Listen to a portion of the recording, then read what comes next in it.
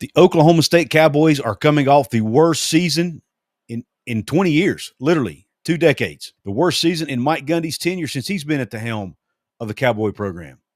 And in this episode 6 of the Big 12 Spotlight here on Couz's Corner, we're going to bring on a special guest and we're going to talk about the Cowboys going into the 2025 season. They've had massive coaching changes. They've had transfer portal activity, and we're going to break down their schedule, and we're going to talk about whether or not Mike Gundy is actually on the hot seat going into this season.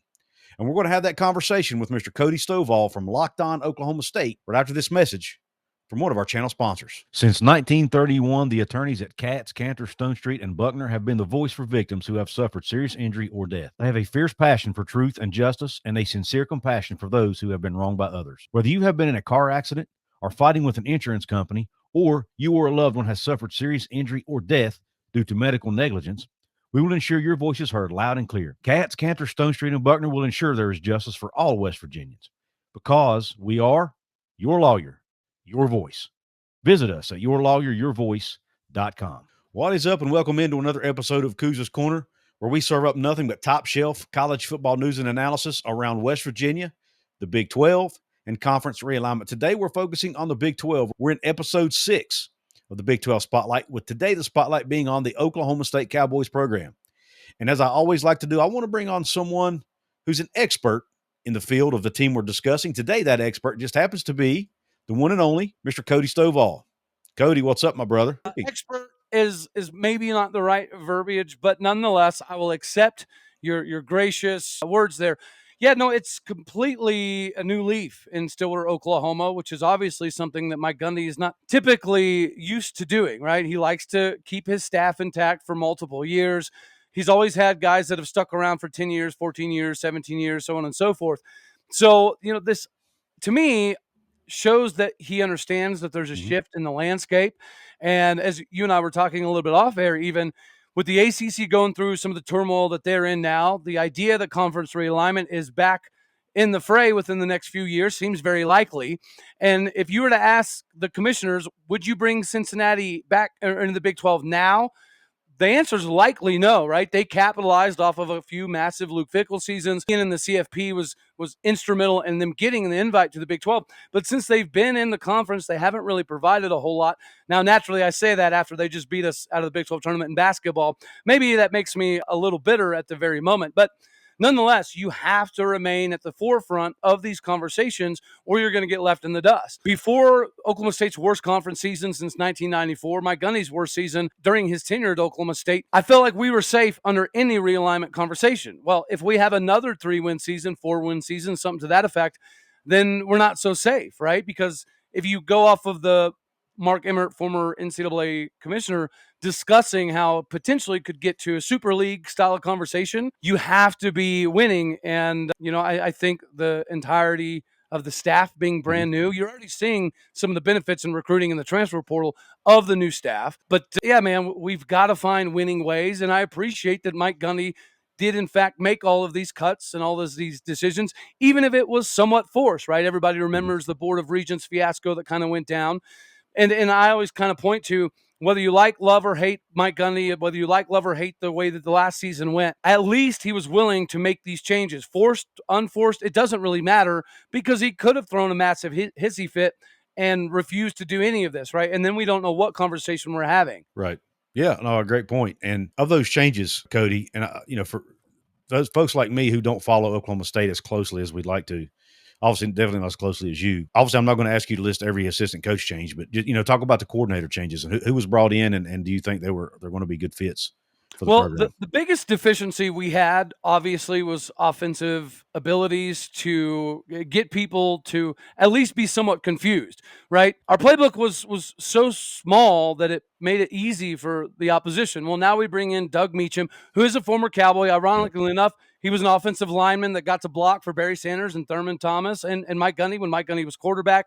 Now, his offensive innovations, you can look back to his years with Trayvon Boykin at TCU. Some of the first-round draft picks that they've had have come because of the recruiting acumen of Doug Meacham. And even in his former stop at Oklahoma State, guys like Brandon Pettigrew and Des Bryant and Kendall Hunter, Dontrell Savage, most of those guys were byproducts of the recruiting abilities of Doug Meacham. So now we've brought in quarterback Haas Haney from TCU. That's going to add to the mystique that the quarterback battle is about to be in Stillwater, America. And then offensively, right now, I just did an episode about how it's down to OU and OSU, a bedlam battle for the number one running back in the state of Oklahoma. 2 months ago, we were not even in his top 10, top 15. Awesome. Now we're legitimately competing for a top spot because of Corey Patterson.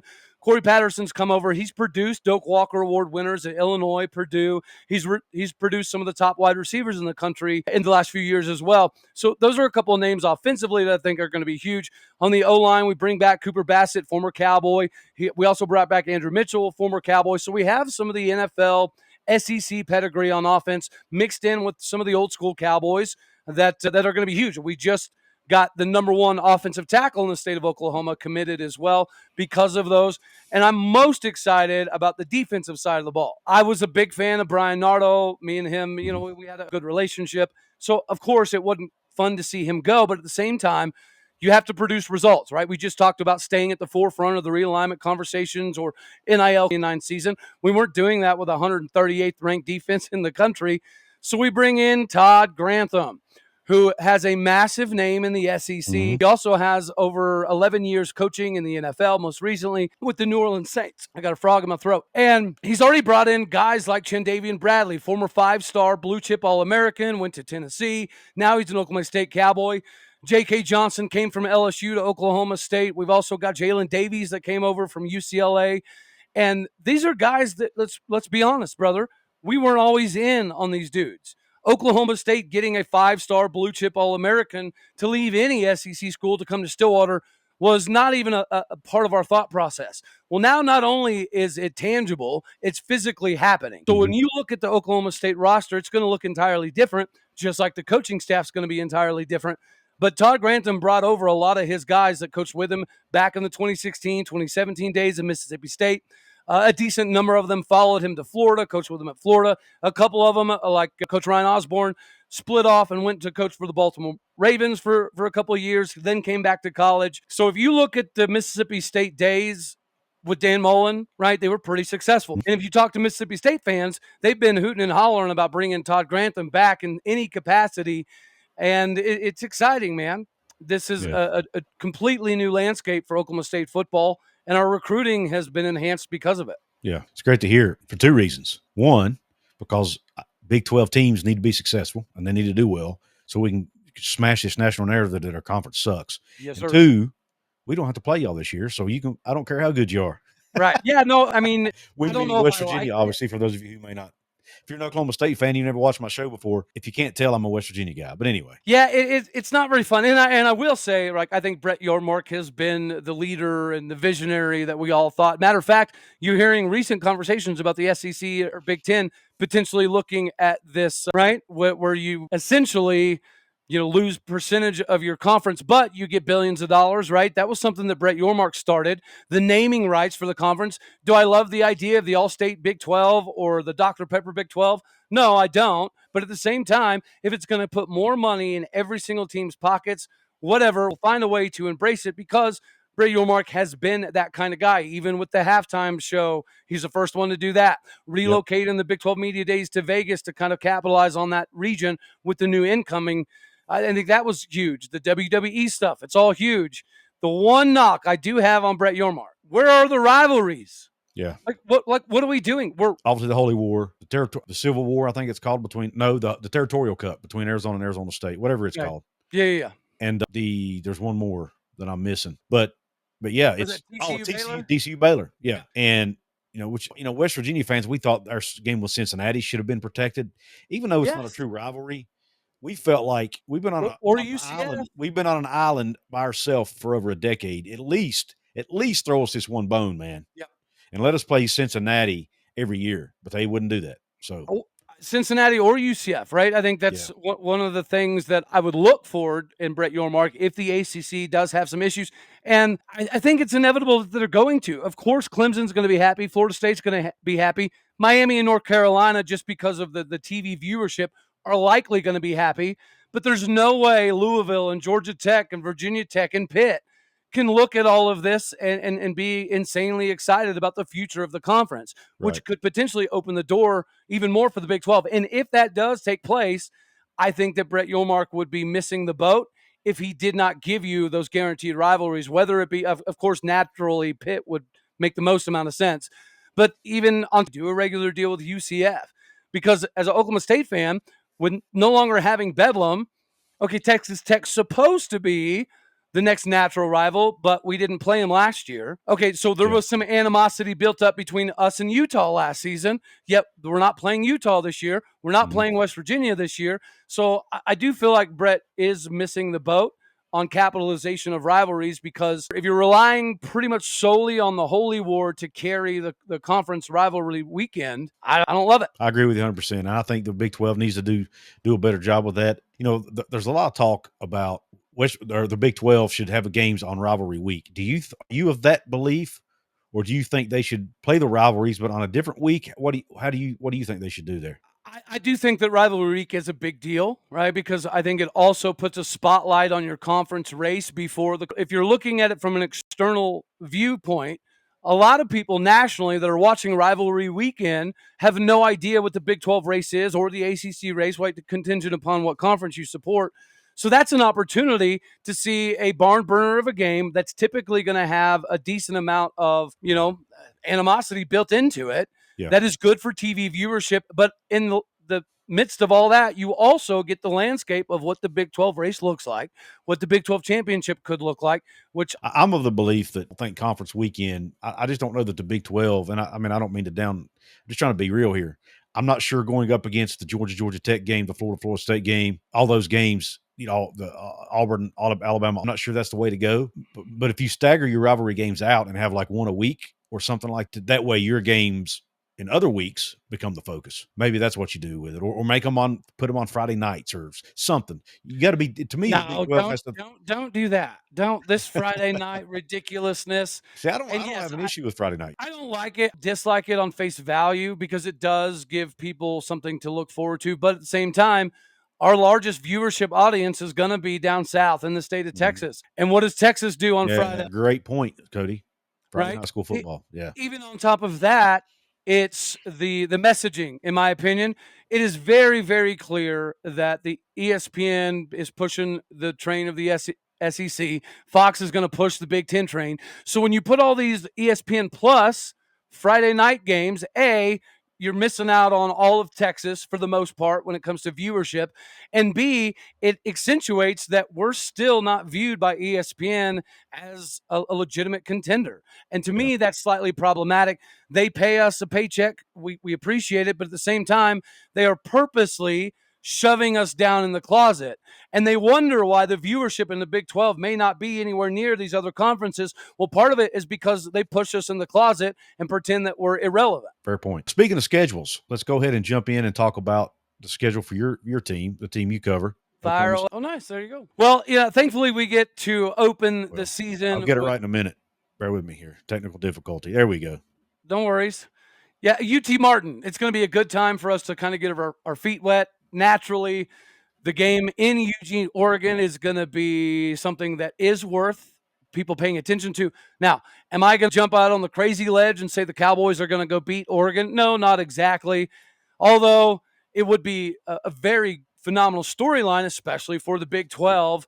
The thing that you need to highlight is the fact that we have 7 home games. Now, even one of those is a Friday night thing against Tulsa. Don't love that. But at the same time, if you're looking to get back to Arlington, or at least make a better representation of yourself, you have to kind of do it based off of the home schedule. Because if you can't win at home, it's going to be difficult for you to do what? Raise NIL dollar bill, help with donors. If you pack out Boone Pickens Stadium and you win at Boone Pickens Stadium, I think that's going to do a lot when it comes to garnering future financial compensation abilities. Other than that, man, the road games aren't, it's the Big 12, right? It's the bipolar Big 12. So you could say that the road games don't look all that terrible, but in this conference, we really have no idea. But just on face value, going to Arizona doesn't seem very problematic. Going to Lawrence, right? That should be a 50-50 style of game. UCF, we have some payback because they beat us in the bounce house a couple years ago when we were cruising. And then let's circle Texas Tech. We just talked about Brett Yormark's inability to kind of foster some of these natural rivalries. If Tech is going to be a natural rival for us, that needs to be a big game. Yep. Like both teams need to walk into that game with a good record that have some semblance of argument left to make a Big 12 championship game. And you and I both know that much like Morgantown, if West Virginia is good and a night you take the Nears. Yeah. Well, same game with Texas Tech. If they are ranked and they are good and it's a night game, yeah, that place is really hard to win. Yeah, it's a tough environment. West Virginia struggles there day or night. I'd like to say that most of our big games are at home, right? Baylor just came off of a 9-win season. That's a big game at home. Cincinnati, we just talked about whether they would going to be part of the next round of realignment or not. Well, they could go a long way by winning that game, but it's homecoming, so it should offer a little bit extra. Kansas State, Iowa State, right? Those are the big ones. Yes, for sure. And they're at home. That's the most important thing to me. So maybe we didn't get the rivalry stuff from Brett Yormark, but I will say that we got a somewhat favorable schedule on face value. Again, it's the Big 12, so Houston could pull Arizona State and go in 11, 12 games. Like, we have no clue. Exactly. One thing I noticed about this Oklahoma State schedule when I looked at, you got to play Oregon on the road. I'm excited about it. Now, it is exciting to play those games, but the thing I really noticed is the buys are in very odd locations and are not, to me, not advantageous at all.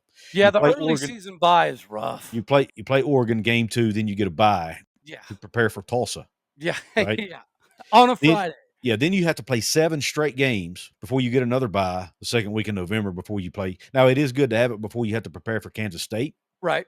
But I don't know if I haven't looked at Kansas State's schedule, or I don't remember their schedule to remember if they had a bye that week or not as well. But not a bad team to get it before, right? Because you get an extra week to prepare. But man, the way they're divided up is not necessarily advantageous to the Cowboys, in my opinion. Well, 100%. Yeah.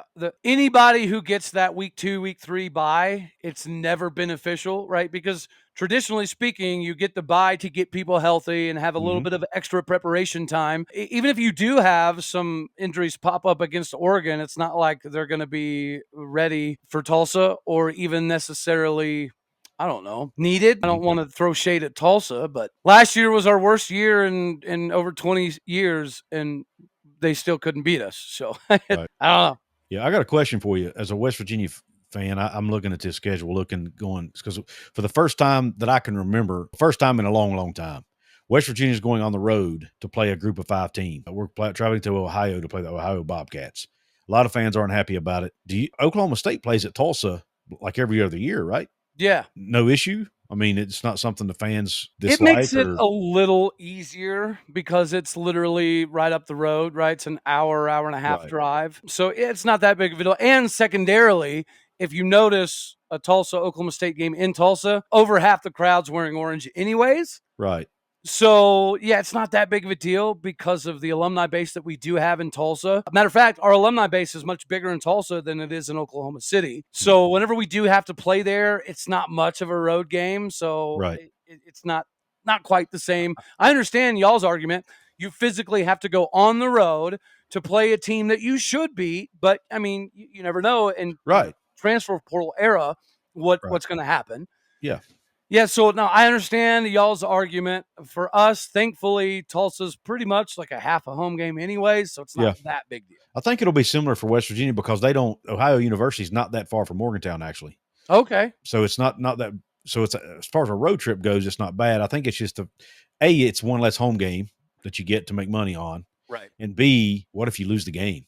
I mean, that's a huge risk to take, which in today's era, maybe not as big a deal because as long as you go win the Big 12, you still get in the playoff, right? Right. Yep. But you lose that game to the Group of 5 team, your season's kind of shot. So I don't know, man. It's just, I mean, not entirely. But we need to remember that Northern Illinois did knock off Notre Dame. Very true. And it ended up not mattering at all. Very true. All right. Very interesting schedule there for the Cowboys. Next topic of conversation, Cody. Bring it on. Another interesting one, man. You mentioned the transfer portal earlier.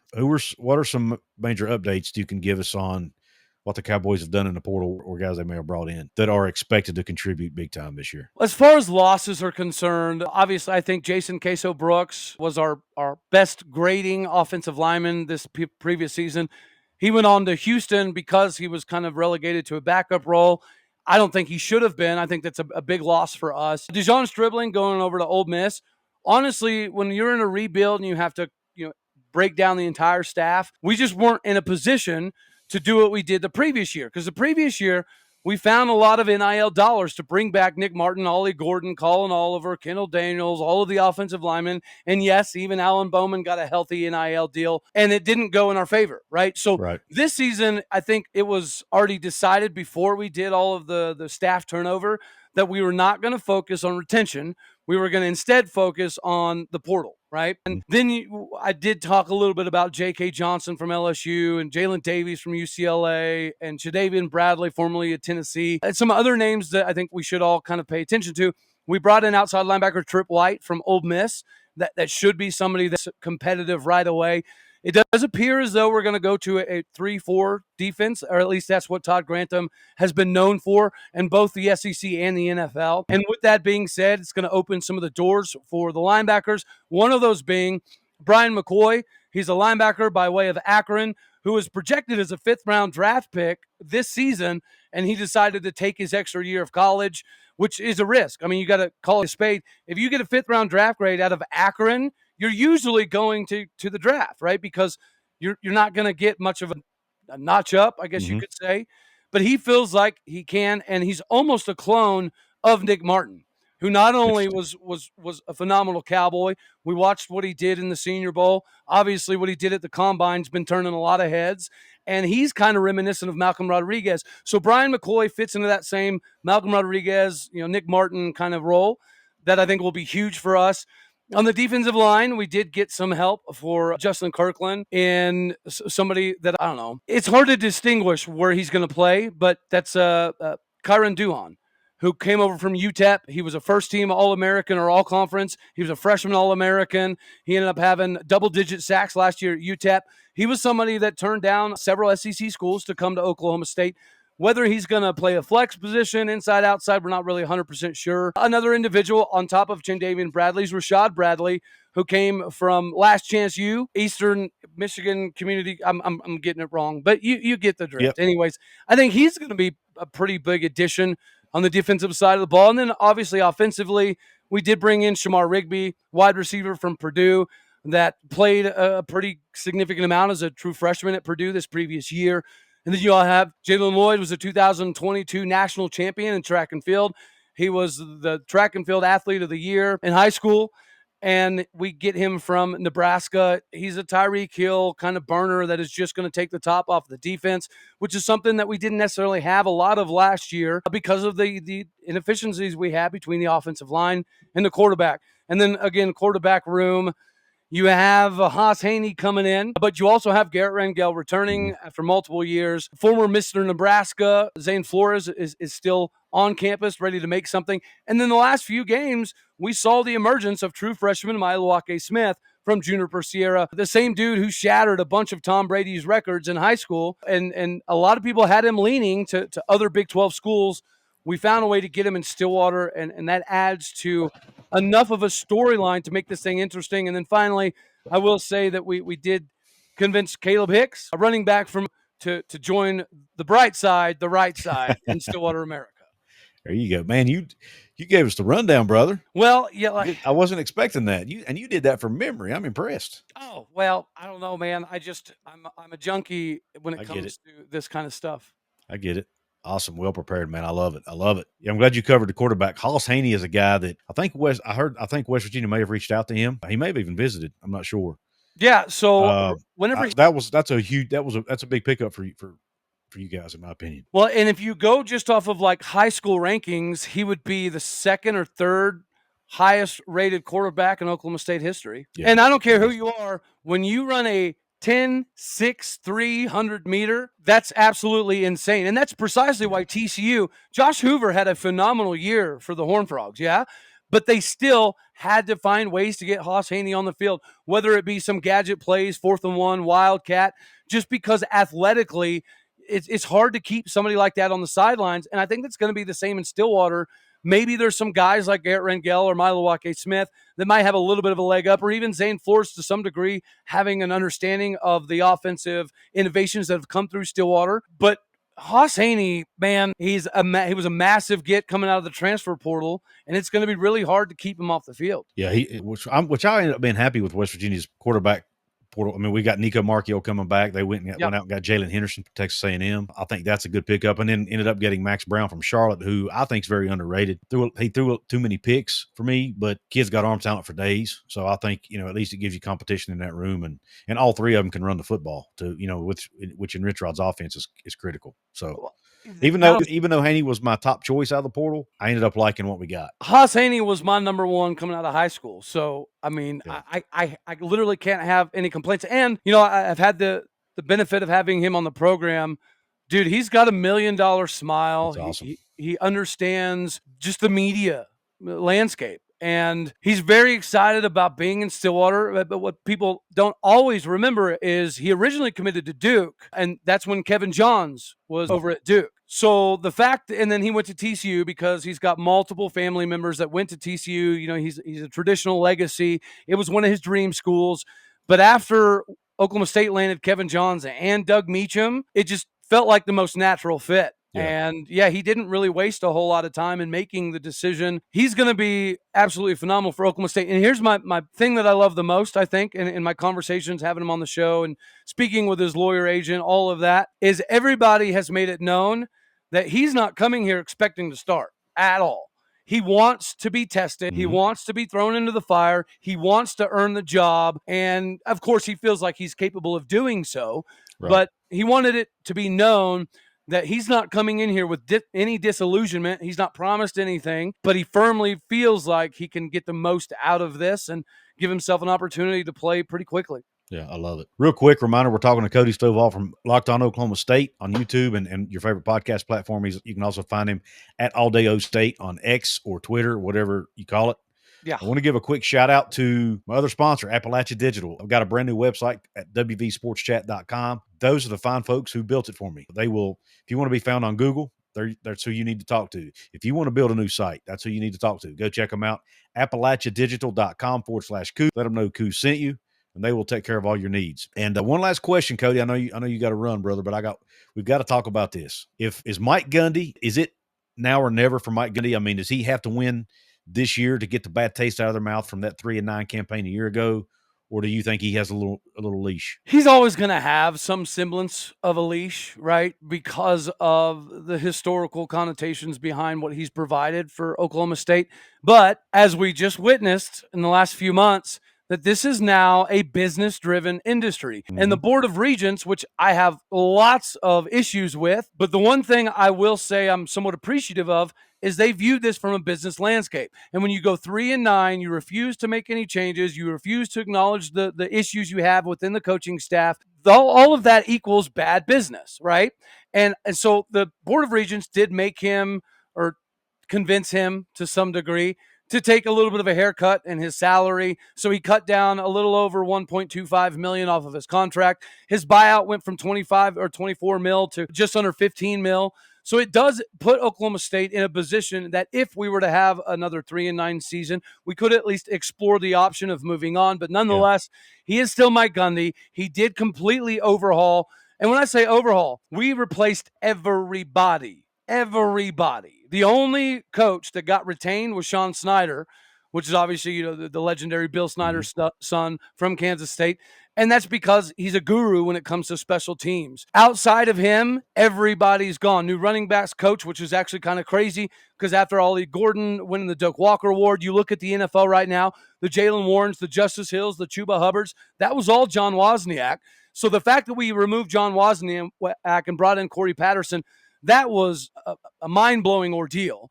But the wide receiver coaches are new, tight ends coaches new, O-line coaches are new, D-line coaches, corner. One of the biggest things that I'm excited about, though, is we have specific individual coaches, which we've never done before. For example, we have an exterior O-line coach and an interior O-line coach. We have an outside linebackers coach and an inside linebackers coach. We have cornerback coach, we have a DB coach, and we have a nickelback. We have found ways to pinpoint certain strategic coaches that we want to coach these one specific issues.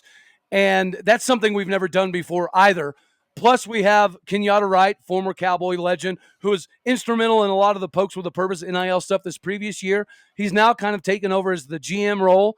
And it's inspired a lot of these coaches to be much more active and engaging on social media. I know that we've kind of changed a little bit of our recruiting. I don't want to say abilities, but every coach has a checklist, right? Every staff has a checklist that they check off of when they're in the recruiting realm. And sometimes Oklahoma State, we dismissed individuals that didn't come from the right boxes of being checked. You know what I mean? So, yeah, so very complicated. And they have assistants at a lot of those positions too, by the way, and an analyst in some cases. So, I mean, the kicker of all of this, I hated even admitting this, but that's been the SEC model for the last 6, 7, 8 years. Yes, it has. And some of our fans are actually complaining about it. Like, why do we need all these coaches to win? Well, yeah, exactly. Right. Well, and again, because you want versatility in recruiting, right? It would be great if you could grab a free safety that could also slide over and play corner. It's huge. But at the same time, there are things that are a little bit different. Like a nickel is not going to utilize the boundary the same way a DB does. Right. So if a DB is being taught specifically, to help that, in the back of your mind, you're probably playing that position to check off wide receivers, knowing you have that extra defender. Well, nickel's not going to have that, right? So if you have a DB that's been taught DB stuff his whole life and then you throw him at nickel, he's not going to have some of the same leverage capabilities that a DB will. So you need somebody to redefine those skills specifically for a nickel guy or a stand-up bandit, Von Miller style of guy. It's easy to take a defensive end coach, theoretically, and teach a guy how to put his hand in the dirt, and it's theoretically easy to then take that same guy and get him with a linebackers coach. Or you could just have somebody that specializes in that from the get-go. Yep. And I think that's what, with the rev sharing era coming, the NCAA passed the rule of unlimited coaches. You can only have 10 recruiting, but unlimited coaches. And, we were talking off air about, West Virginia has apparently getting additional resources with Coach Rod at the helm now. He's getting supportive donors and boosters and fans and you name it. They're utilizing it, man. They're going to take advantage of it. He didn't come in asking for some gargantuan salary. But what he did want is apparently extra coaches and hopefully more NIL money to spend so he can go out and get some dudes, Well, he's been through enough systems. He's been through a lot of the changes, honestly. Right? He was coaching old school Big 12, the transition new school Big 12. He's coached all over the country. He's even had some stops doing some NFL stuff. And he's also been rebuilding programs as well as his most recent stop.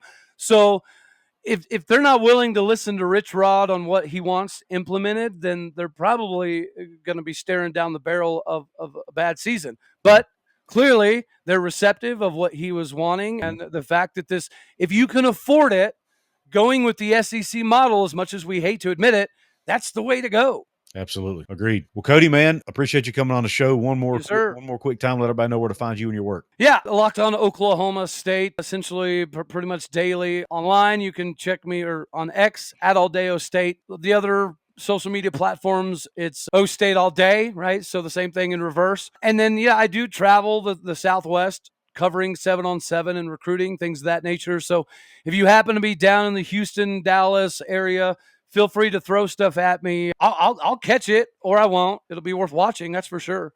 Yep. Awesome. Well, Cody, man, it's always good to have you on. Appreciate you coming on. Everybody go check out Cody's work over at Locked On Oklahoma State.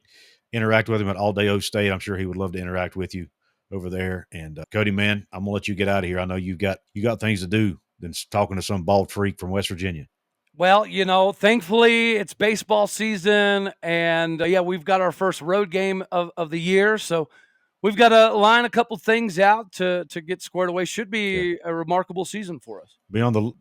And speaking of baseball, be on the lookout for Cody's. Cody's got a son who's you might know his name one day. Let's just put it that way. So well, you know what? We're still waiting on Baylor to pull the trigger, but he can do a lot. Well, you know what? I will say this. He started the season. He's already batting 500. He's got almost 1,000 on base percentage. He's got multiple stolen bases. He's beginning the season, top 15 pitcher, and he's got a little bit of soreness in the shoulder, so we're going to hold him back for about 3 more weeks. But that's okay. When you're not on the mound and you can't even pretend to be on the mound, this is a good time for him to get his bat in order. There you go. So we can get those big offers to finally roll in. There you go, brother. I'm sure they will, man. Well, Cody, thanks again for coming on. Yes, sir. Have a good rest of your day, man. Absolutely. Thank bunch. you very, very much, dude. I Take care. greatly appreciate it. You're a legend in the game, and I've always looked up to what you do. So I appreciate the time. Means a lot, buddy. Same goes for you. I respect your work. Thank you. All right, brother, man. Thank you much. Later. Thanks to Cody for coming on the show. Always great stuff to have Cody on. I really enjoy his work. The guy knows Oklahoma State about as well as anybody you'll ever see. Just does fantastic work. And thank you for coming on the show, sharing a little bit here on episode 6 of what I'm calling the Big 12 Spotlight. Now, I know, look, the transfer portal window is going to open back up after spring practices. So, the transfer portal stuff could change, but it's directionally accurate. And it looks like Oklahoma State went out and did an entirely new roster overhaul, new coaching staff overhaul. And will it pay dividends for Coach Mike Gundy? We will see, but he cannot go 3-9 again in Stillwater, or he might just be out the door. So thanks to Cody for coming on and explaining all that. Be sure to please check out my sponsors, Cat Scanner, Stone Street, and Buckner Attorneys at Law, and Appalachia Digital for your digital needs, whether it's a new website or, just improve your current site and get found on Google easier. Don't forget to like this video.